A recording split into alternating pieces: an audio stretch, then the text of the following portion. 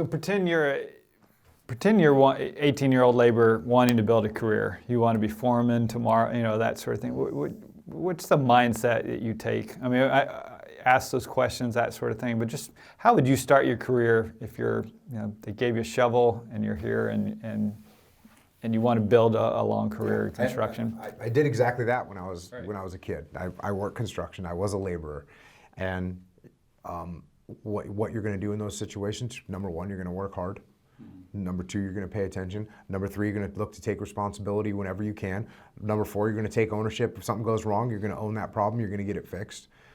Here's the best thing I can tell you, and this doesn't even have anything to do with what I would do, because I think it's so obvious what you do. The best thing I can tell you is if you're a hardworking human being in the construction industry and you pay attention and you work hard and you ask good questions and you take ownership when things go wrong, there's unlimited opportunity in the construction industry. Unlimited opportunity. It's a great business. It's a great life. It's hard work. There's so many things. Matter of fact, you all were asking me,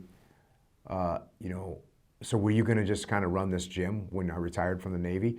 And I remember one day I was building a retaining wall at my house, and I was still in the Navy.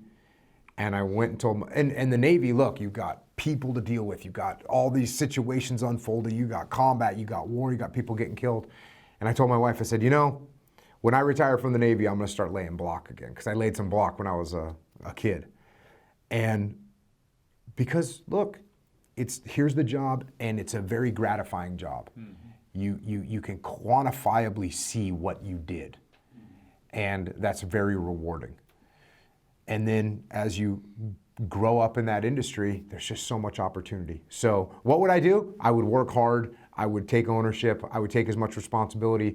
I would pull things off my boss's plate as often as I could. And there's just unlimited potential for growth in this industry.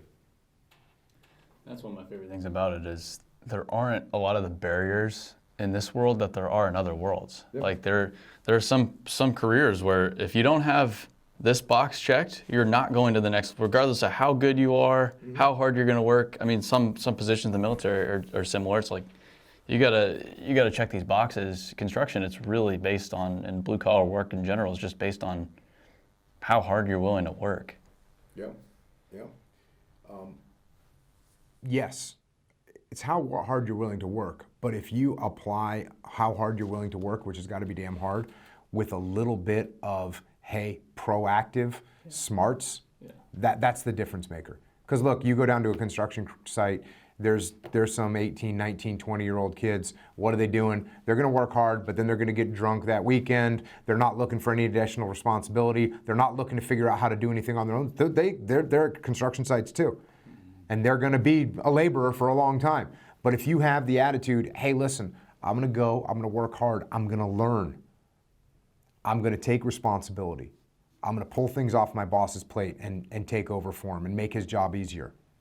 Those are the guys that have unlimited potential. If you want to work construction, do labor, get drunk on the weekends, and show up 5 minutes late, 10 minutes late, you're going to be a laborer for a long time. If you want to work hard, you want to be smart about it, the ceiling is unlimited.